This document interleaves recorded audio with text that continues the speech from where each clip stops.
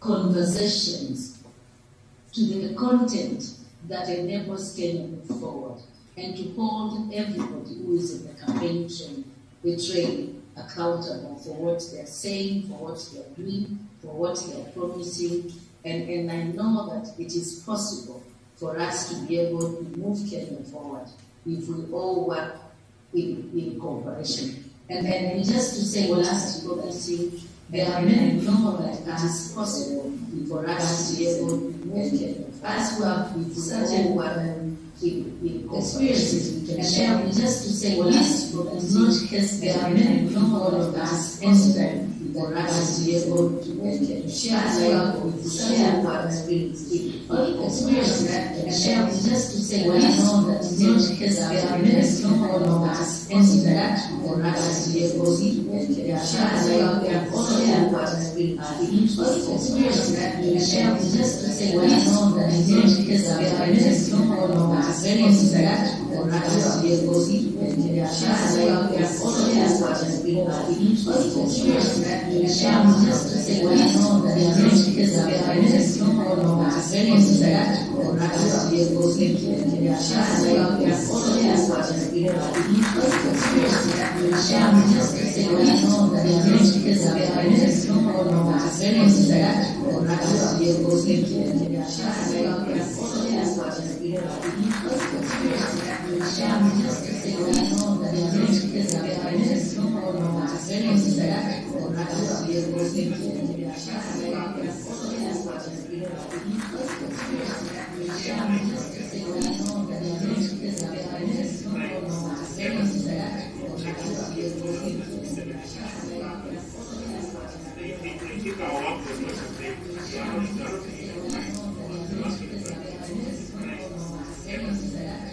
Let's recognize the presence of the ministry and take our opportunities.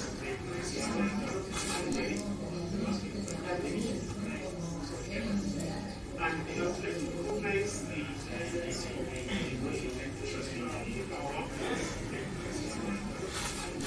it has tended to do that. I'm going to call here a letter of long standing.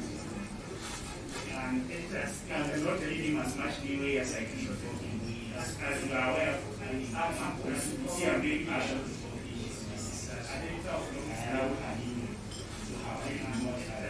the way I'm going to go here is my brother too. Personalities, I'm going to see a big action. It does that people who are trained to perform surgery without anesthesia. And the secretary general here is my brother journalist. And I would like to make remarks and the concept of what we are just about. Yes, we need to make a conversation. Secondly, general, make the concept of what we all the preparations are heading a country. Secondly, make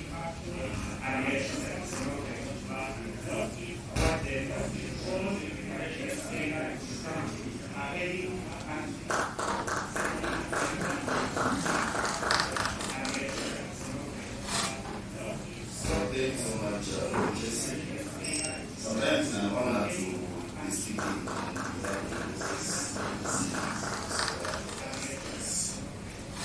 my boss, Jesse Senior. Sometimes I'm honored to be speaking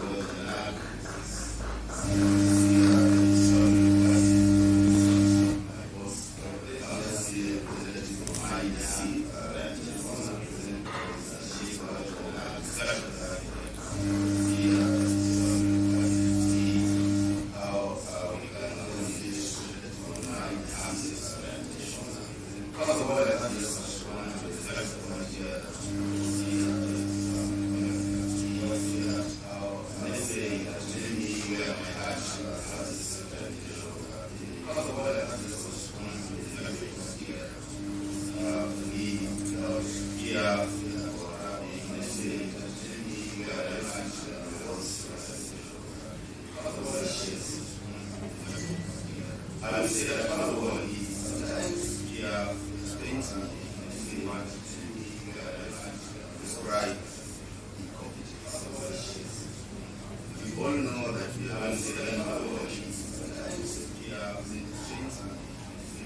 way we did, we had elections in Rice 18, we knew we'll have elections in 22.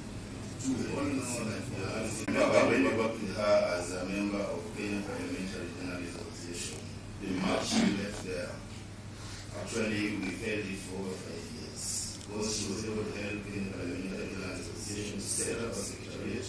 When we met her as a member, financed it, and when she left, when she was appointed ambassador, actually we didn't hear actually as it was serious in the so you can see some of the problems that people who are coming up with financing the problems in the media. And so what are we doing as the media? As in the and I was saying that there is no way you can. So you can see some of the problems like people who are coming up with if you still want to think the same way we what are we doing as the media? And I was in a meeting in Brussels where I was saying that there is no way you can start to find the matter if you still want to think the same way we what are we doing as the media? So that is a question that we have to ask ourselves. Are we going to be part of the conspiracy to find the matter if and run away from so how are we going to that is a question that we have to ask ourselves again. Are we still going to camp at the Bomas of Kenya and send the top leadership leaders in the Bomas of Kenya so that when the screen is there, all the countries will know information that is going. Are we still going to camp at the Bomas of Kenya? There are ways that we different so that by midnight we will announce so that when the screen is there, all the countries when you do that in the by-elections, but here, we want to go and send to all our best doctors by midnight the resources and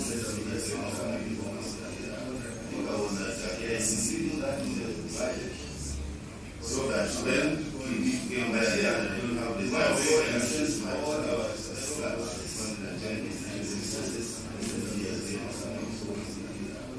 yet we have the capacity to have journalism. So that by midnight, we have all the information, everybody's information. And tell Kenyans that this is what has happened in all the front and ministry, what we have I think this is a good answer. That by midnight, we have all the information here. How do you say that? And tell Kenyans that this is what because Kenyan media is one of the best. This is how we want to learn from us. So how you want to learn from us how we participate in the mind of democracy. I think this is a big challenge. So how can we Kenyan media make ourselves and tell the whole world that Kenyan media because one they say the mind and everything I was in process. They say the one you have the development as well. How can we how best equipped us because one if it comes in terms of human resource we have the best one. So how can we make ourselves and this year tell the whole world how best because that is how we speak. If it comes in terms of democracy resource we have the best one. But if we still want to so how can we make ourselves this year and there's something about the legal service how we speak. So if I come following one position. But if we still want to know that is again our organization so we know the support politicians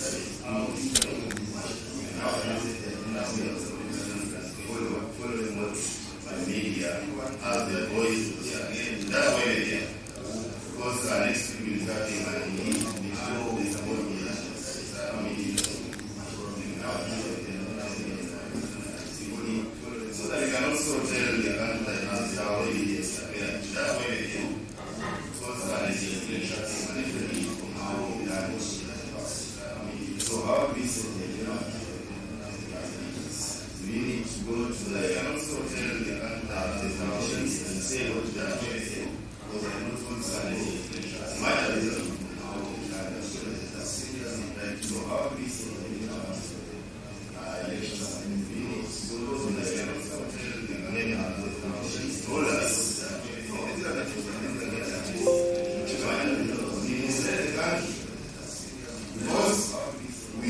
be the law or the force amendments. So when what politician told us,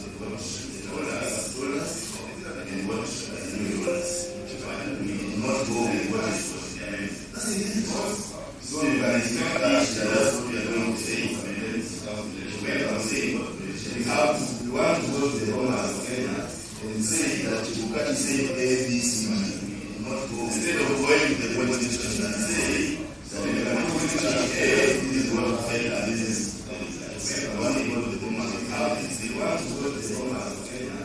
That's the end that you want this to what you want to do. Instead of going to the point, if we read the election,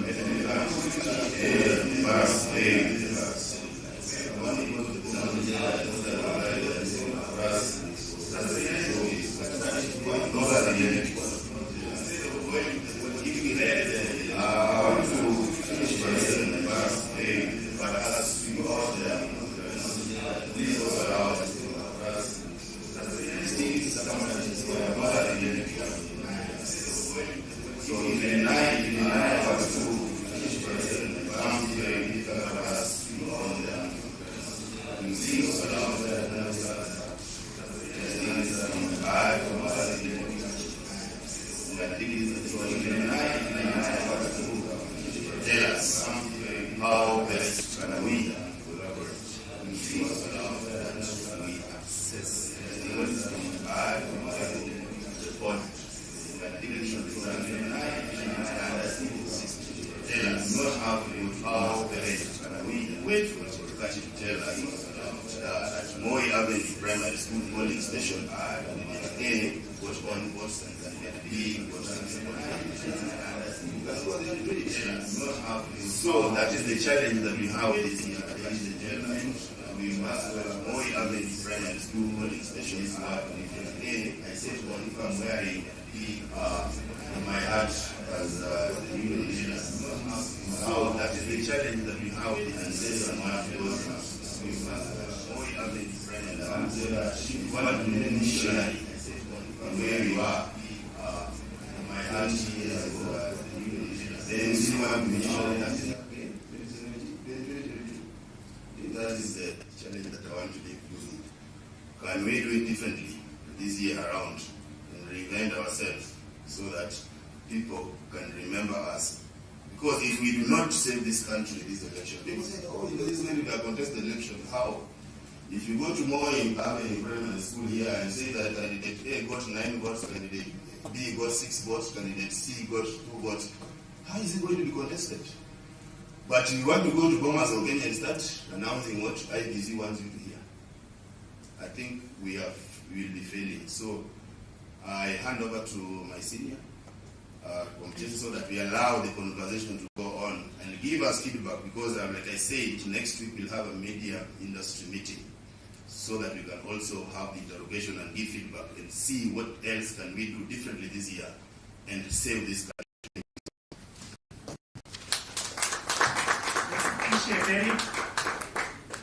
You know, I need to know that when retired generals give orders, they are still obeying.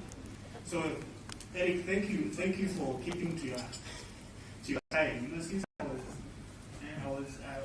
was at the front line a long time ago, so sometimes when I give orders, I'm not sure that they are going to be obeyed. There is refreshment, and if you look at your program, you do not have space for that refreshment. So my suggestion would be that refreshment will be taken through osmosis, which is that we will find a way of getting that refreshment in. We are waiting for the chair of the Electoral Commission.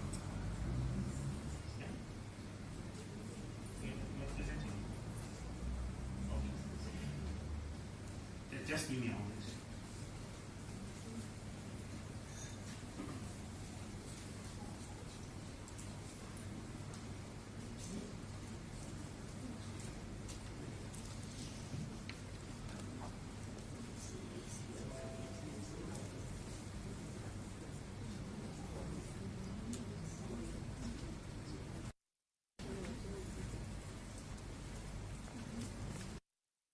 apologize for stepping away because I had two forms of communication. The first was that we were expecting the chair of the IEBC, so that's why we made adjustments to the program to accommodate him to be able to be here. But we will continue to run since you are here and I'm here.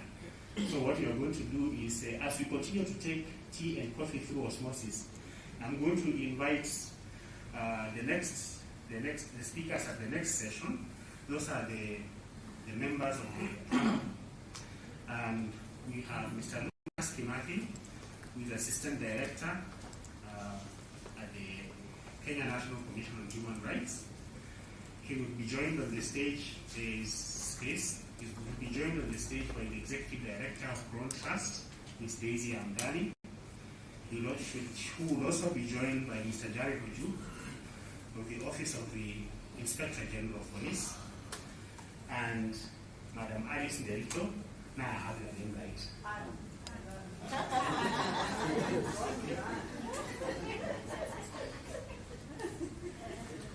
You know, Pamela is looking at me. Pamela is looking at me because we have a mutual friend called Alice. And you know, she's also Rangia Thao. So I don't know what I'm going to do to make good the fact that I've gotten your name wrong. Ms. Anne Derito, Registrar of Political Parties, and we are going to try and see how we find a seat so that we can also seat my sister Janet Chapia, who is the head of communication at ILOC. If you can kindly come to the front, then we will see how to progress this conversation.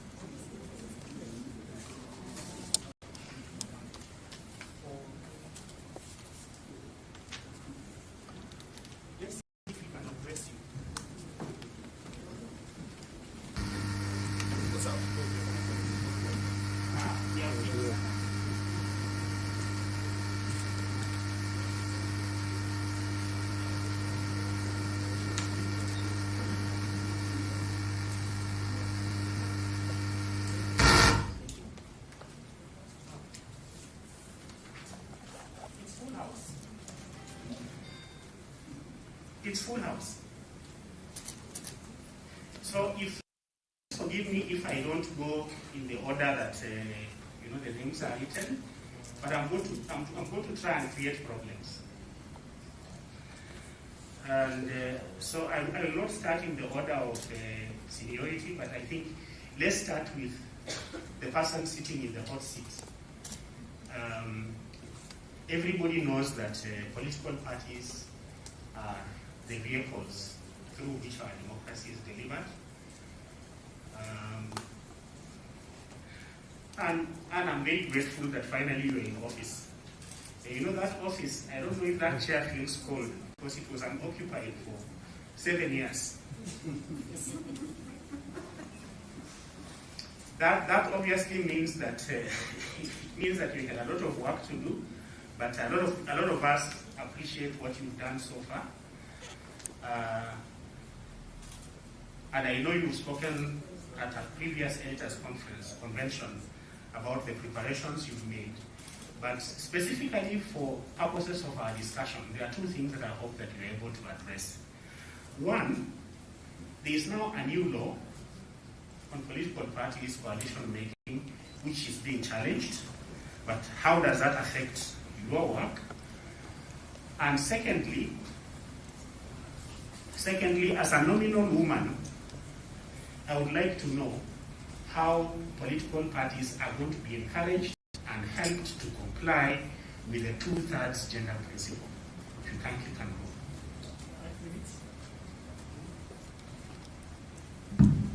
Thank you, and thank you all participants. I first of all recognize the importance of this forum, especially a time like this when we are less than 6 months to elections. And I also want to note the very cooperative Kenyan media this time round, and specifically for our office, we have seen the support that media has given us in terms of giving information and helping us really get the information out there to the public. But before I respond to the two questions, I want to note and identify with the earlier speaker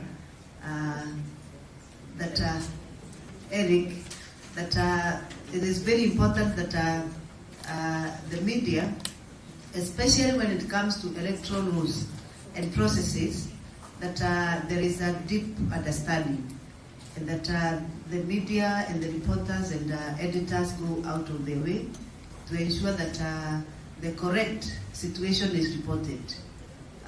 We have experienced when the amendment bill, Political Parties Amendment Bill 2021 was going through, it was almost impossible to separate the facts and fiction as the discussions went on, because it mattered from which lens. It mattered from which lens, but a given media house is looking at the bill politically speaking.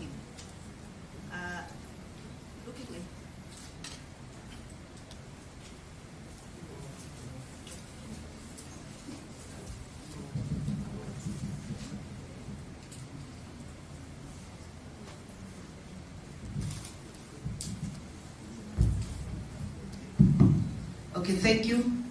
Looking at that, then it calls for us to really interrogate our reporting and also our understanding of the laws and the various processes, so that when our media houses speak and the journalists and everybody, then we are not misreporting or misleading the country.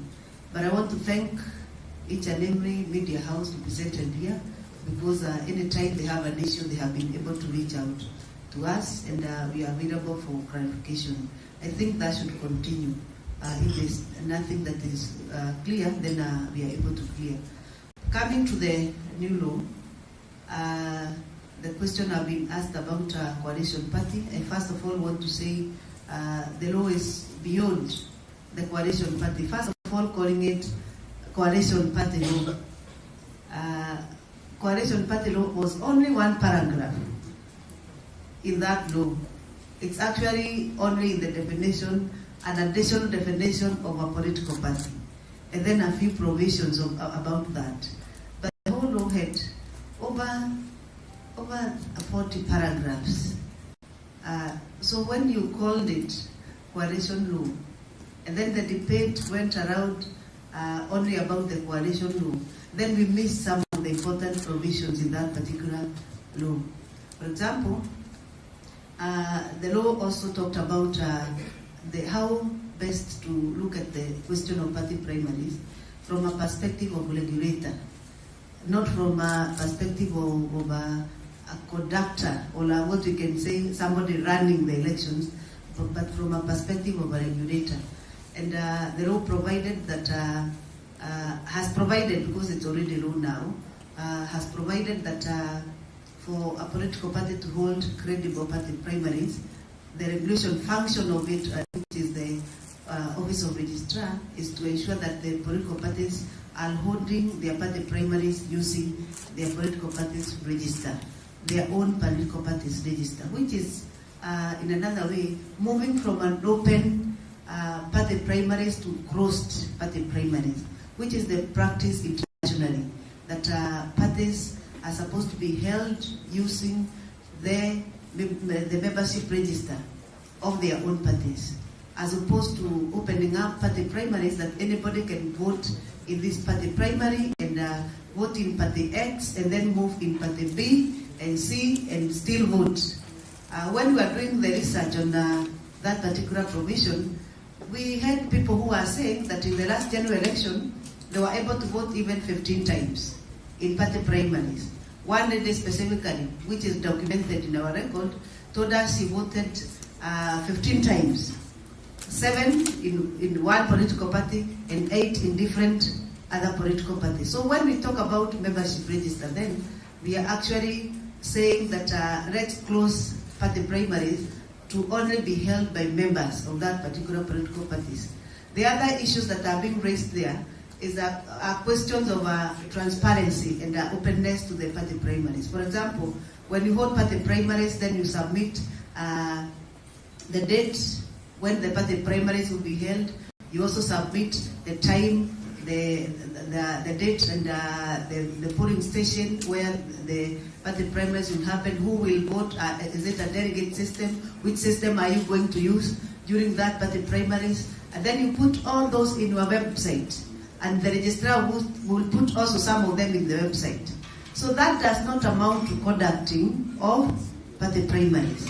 The conduct of party primaries, it's important to note that that was the point of misreporting, that registrar will now be conducting party primaries, and therefore she is on, the office is micromanaging political parties. Far from the truth, and that is one of the issues we may want to clear, that we are not supposed to conduct party primaries, we are not supposed to micromanage political parties. Political parties are institutions of governance that should be able to run their own business and conduct their party primaries, and should they have a problem and they want to seek help, that help of conducting should be asked from IEBC, the Electoral Commission. Electoral Commission in the registrations, especially the Elections Act, a party can request the Electoral Commission to hold party primaries for them. So it is important to clear that, so that this element of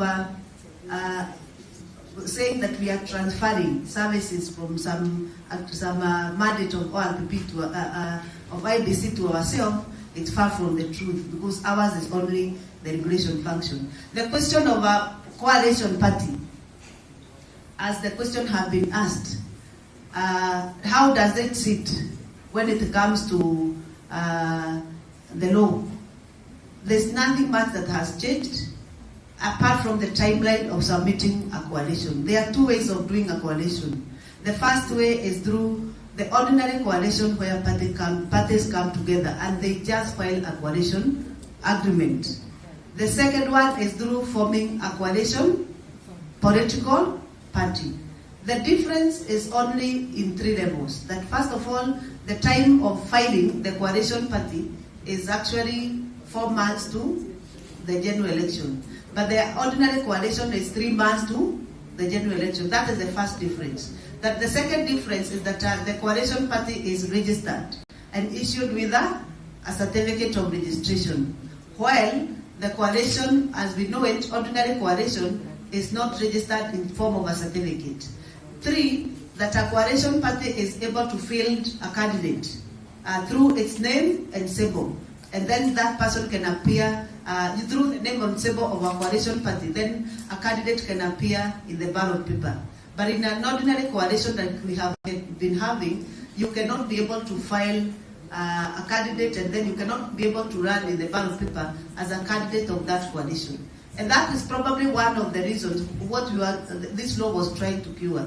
It was trying to cure where people popularize a coalition and a coalition candidate, and then when it comes to the day of voting, Kenyans cannot find the person that, the name of the party that the coalition was popularizing.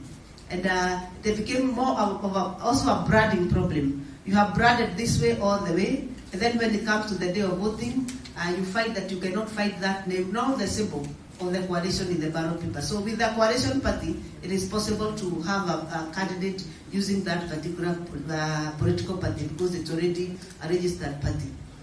It is exempted from certain areas, from the elections. It is exempted from sections 5 and 6 in terms of some provision on registration of a political party, but many other things, it is still a party.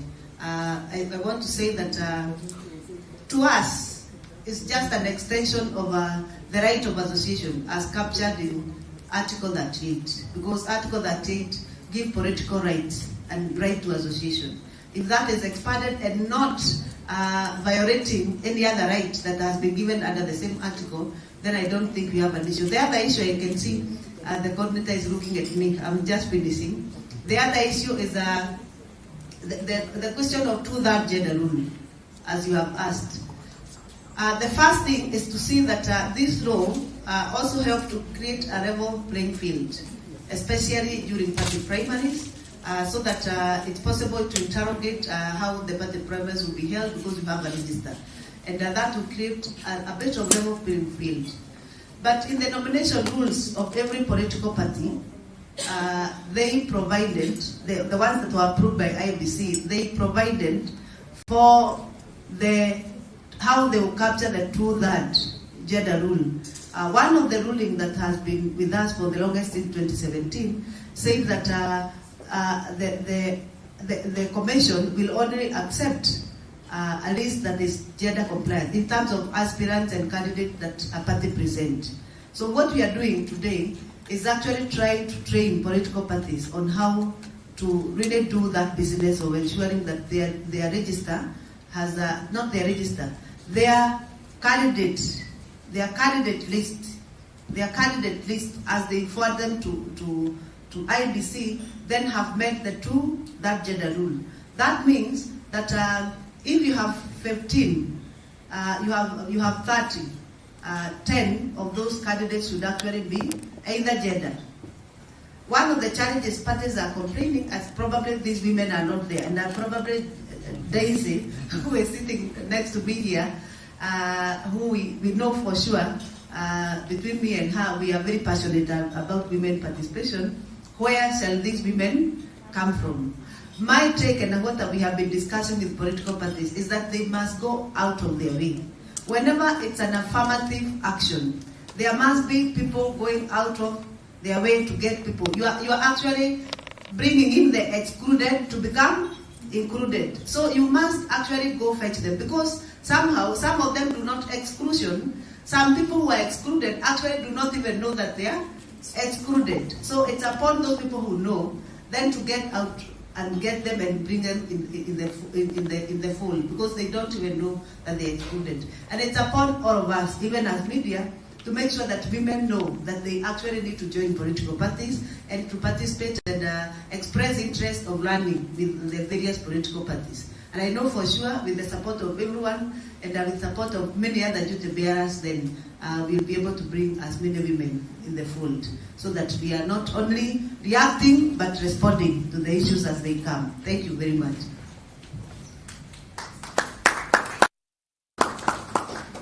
Thank you. Please keep your questions for Anne at hand, because we have them. We'll have a session where we'll be able to interact with them. The next person is Mr. Jared Uju. We love our police, but you know, about 5 years ago, the police ran away from the protection that we had extended to them under the Constitution, requiring them to be independent. They ran away and they went for protection from the president. They said they don't want the Inspector General to be appointed directly by the Police Service Commission. They wanted the president to nominate. And the reason I'm raising this is that other than the 2013 elections, which was run with an independent police service, all the other elections have had violence. Now, I don't know if you are able to speak to us about one, the independence of the police to provide security for the election. That's one.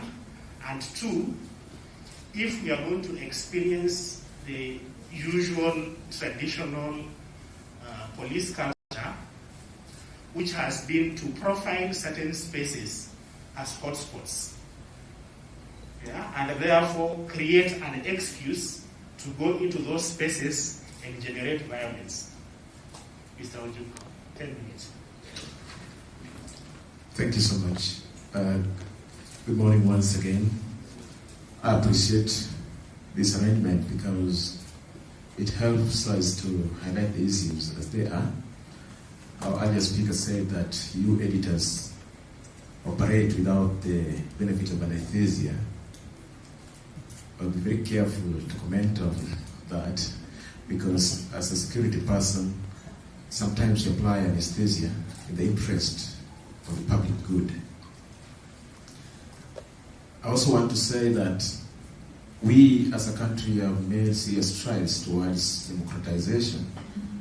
And as it were, democracy has been defined in many ways. But they have also said that the hallmark of democracy is the civility in the police and the freedom of the media. And so I find this meeting appropriate for this discussion. This country, our beloved country, Kenya, elections are really not about the electioneering period like we are in right now. Against what people consider to be a 5-year term, I think in this country, elections are an everyday thing.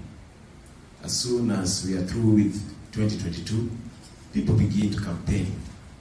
And so I want to point out that policing elections is not about what we are doing now. Maybe we've enhanced it, but we have been policing elections right from the day we had our candidates declared, because immediately thereafter we saw people going out and seriously campaigning. Now, we in police appreciate the provisions in Article 38 of our Constitution. Free elections based on universal suffrage, and where Kenyans are able to express their political will freely. But that requires us to have an environment where it's considered safe, a safe environment, so to speak. Earlier on, as soon as I came in, Daisy engaged me in a discussion. She was concerned about female candidates. I read through what she was telling me, and she was telling me that the woman of this country does not feel safe to enter the political space. And I was asking myself, and I want to ask you also, who is responsible for this? Is it the police, which is failing us, or is it our attitude as a nation? Now, that is food for thought. What has been defined as safe environment, largely, if I were to refer to our laws, is an environment where we are free from any form of intimidation. You feel safe, first of all. That environment is where everybody has equal access. So the woman, the young person, the disabled feel equally able to come out and speak without any fear.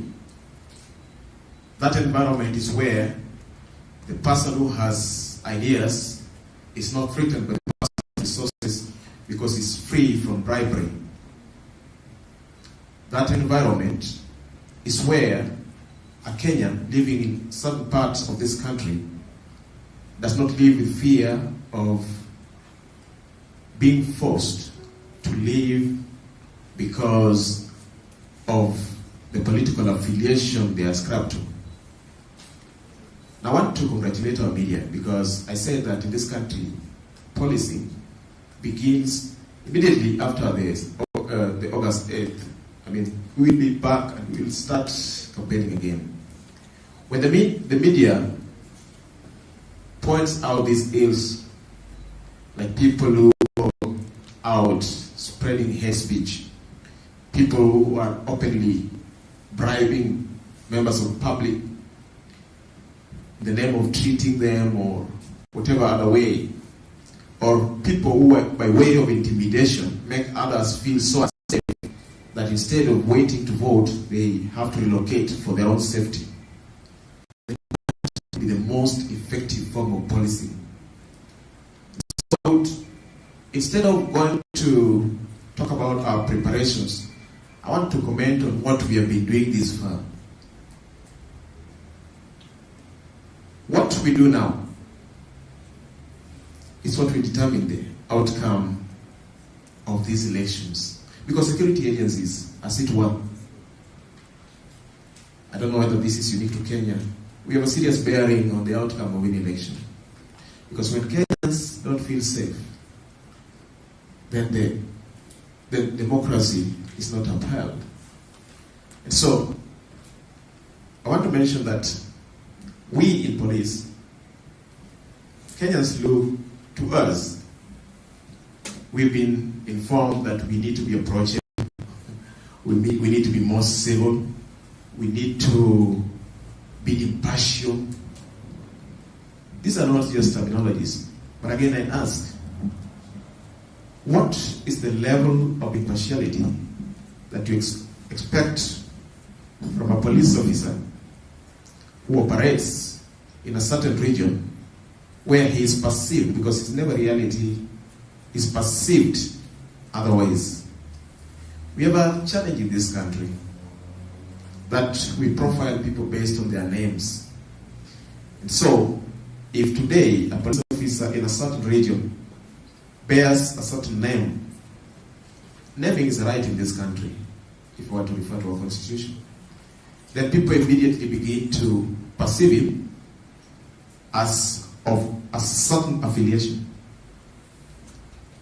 When the media comes out strongly to oppose such positions, then we are policing better.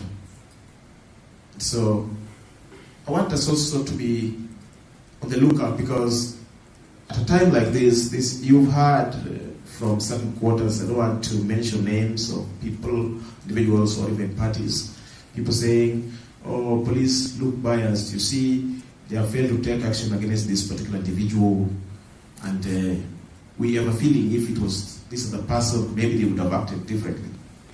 Well, there could be substance in these claims, but I also want us to be able to interrogate that I'm used previously. Can we interrogate and come out with the truth?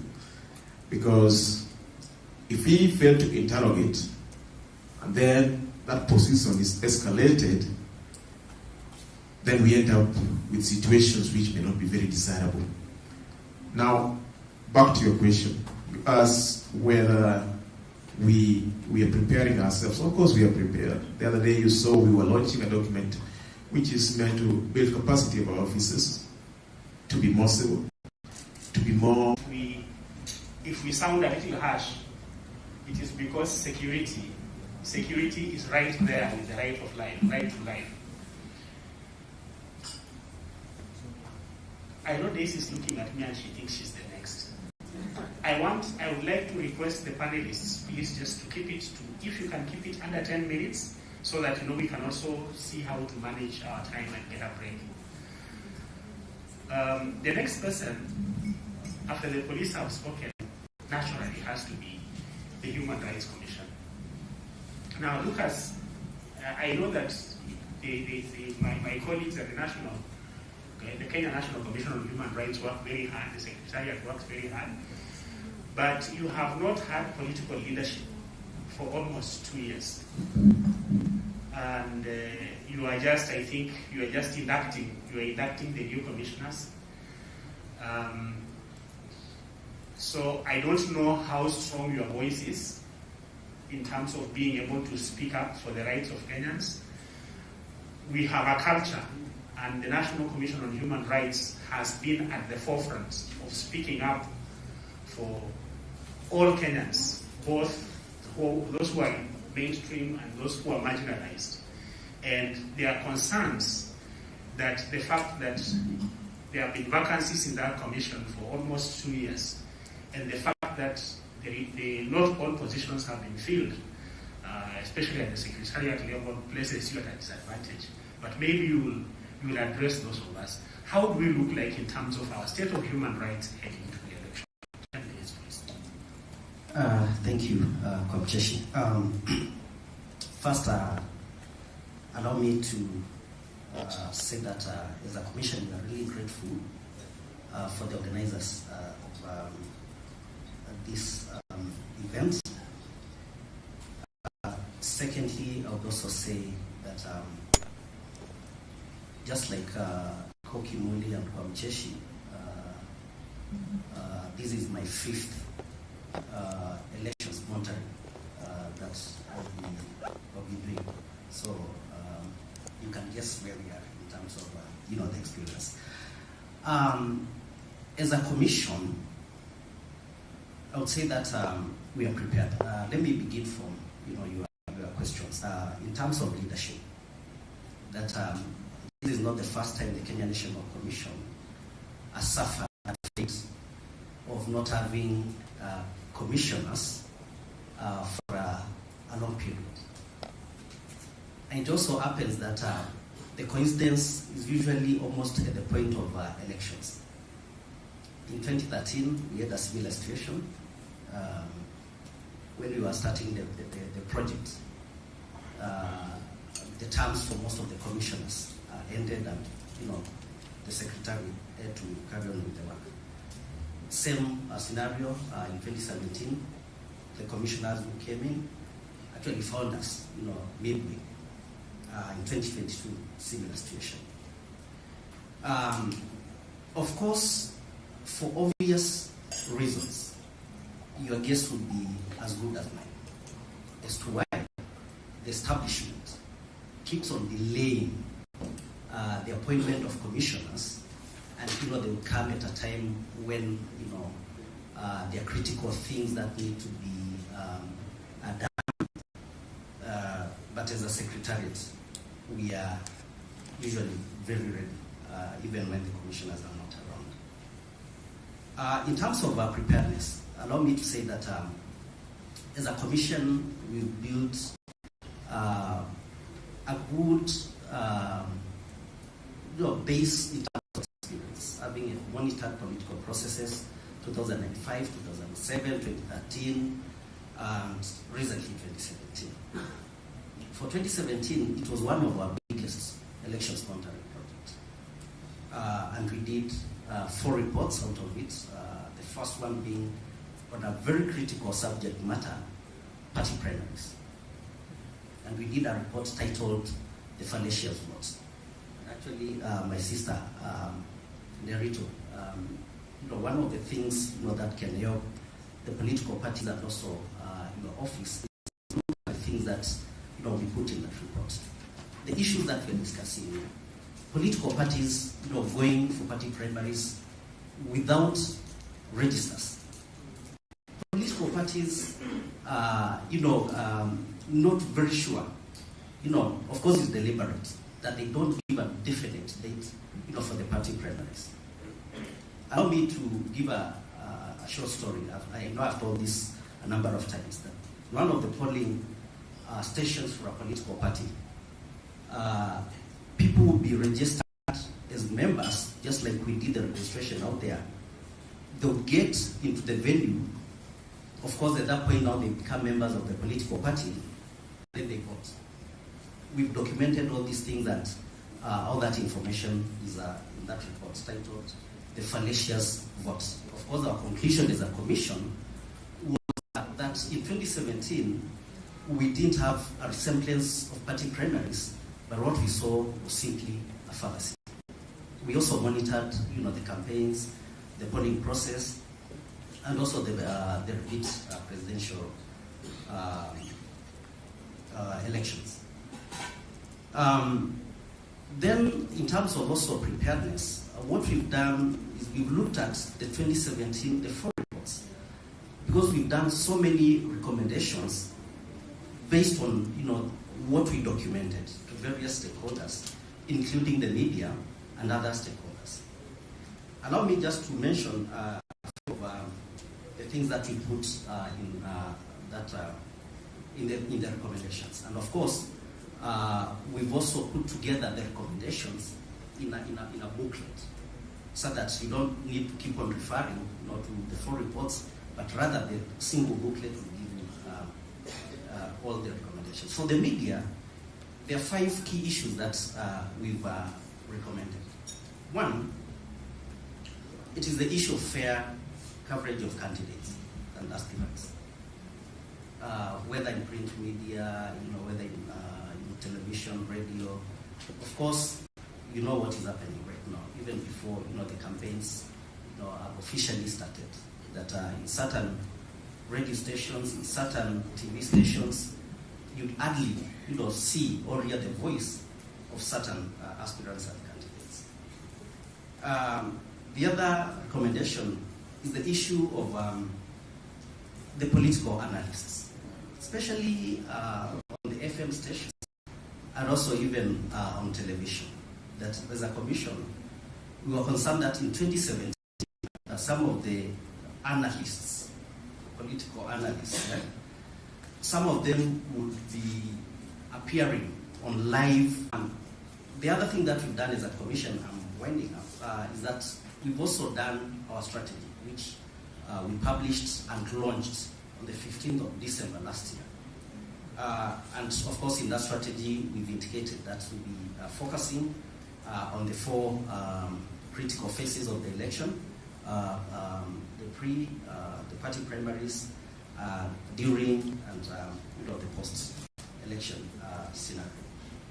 And therefore, then the things that we'll be looking at is mainly the issue of human rights within the elections, the conduct of the police, adherence of the rule of law, and so on and so forth. And therefore, as I wind up, then for us as a commission, that we are committed to be working with the media between now and by the time we are having the elections and beyond. And therefore, the request that we are making as a commission is that as the media, as editors, one of the things that we want to see as a commission is critical analysis of the issues. The Secretary General, I was glad that he said that it's not just enough to report what a politician has said. It is not enough just to report in verbatim what the chairperson of IEBC has said, but it will be very important also to dig deeper and give a critical analysis of the things that those politicians or the stakeholders have said. Thank you very much. Thank you very much, Lucas, and please pass our gratitude to the Secretariat, to the Kenya National Commission on Human Rights, those men and women always stand in the gap. And Daisy, I'm saving you for last.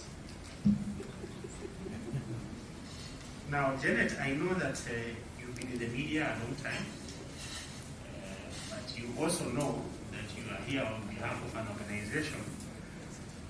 From 2007, election observation has not been very remarkable. And I don't know where the problem is. In Tanzania, they had a pretend election 2 years ago, because it wasn't an election. They had a pretend election 2 years ago. They just decided, by the way, they are not even accrediting observers. They decided they not accredit observers. And they went ahead with it. Here, I don't know, I think the story is different. And the reason I'm bringing this perspective here is because if you compare what happened in Zambia last year, was that the election observation was so on point that using technology and something called PVT, parallel vote tabulation, they were actually able, observers were able to obviate any fears about election interference. ELOG has been in business since KEDOF closed. I don't know if Koki is still listening. Koki was there with KEDOF, and know, because of the problems observed around election observation, ELOC now came in, and I hope it's e-compliant. Please talk to us about ELOC very briefly. Thank you. All right, thank you so much, my senior Mr. Kwamcheti Makoha. My name is Janet Chapia. I work at the Elections Observation Group Secretariat. I'm in charge of communications there. And just to brief you on ELOC, it's a citizen-based election platform. This means that we observe elections on behalf of the citizenry, and we observe elections from different angles. There are themes that guide us while doing our observation work. One of these areas is legal reforms, where we look at the various laws that affect elections in the country and generally electoral processes. We also look at the area of voter education. Media monitoring is another angle that we observe elections from. We also observe elections from the theme of participation, special interest groups. These are the marginalized, women, and the youth. And we also monitor elections from the angle of electoral violence, where we observe and keep data of the cases of electoral violence and whether they've been addressed or not. For slightly over 10 years, and as I said, it's a group that comprises of different civil society organizations and faith-based organizations. So, as a group, we are always concerned about the state of electoral preparedness. This electoral cycle is not different from the previous cycles, and there are issues that we've been speaking to. One of these issues still remains the issue of legal reforms. We are in February, mid-February right now, and we know that elections are slightly over 5 months away. However, there are still some pending laws that need to be adopted. This is a major concern for ELOC. We know from the Kriegler report there was a recommendation that laws should not be changed too close to the elections. However, what we are seeing right now is not what should be happening. Some of these laws, they are election amendments, which already is causing an uproar in the political circles. We know the media already has been accused of misrepresenting facts, and the Secretary General of the Kenya Union of Journalists has just spoken a few minutes ago saying the media misled the country. I don't know how we are going to remedy this, but from our end, tomorrow we're having a discussion with some of the political journalists where we'll be sharing insights on that particular bill. We're also concerned about the preparedness of the IEBC. We know for sure the commission is underfunded, and there's no way the commission is going to undertake an effective to conduct an effective election without proper planning. Money, funds is an important consideration when it comes to planning. The IEBC needs to procure materials. IEBC needs to renew licenses of their systems, and just generally.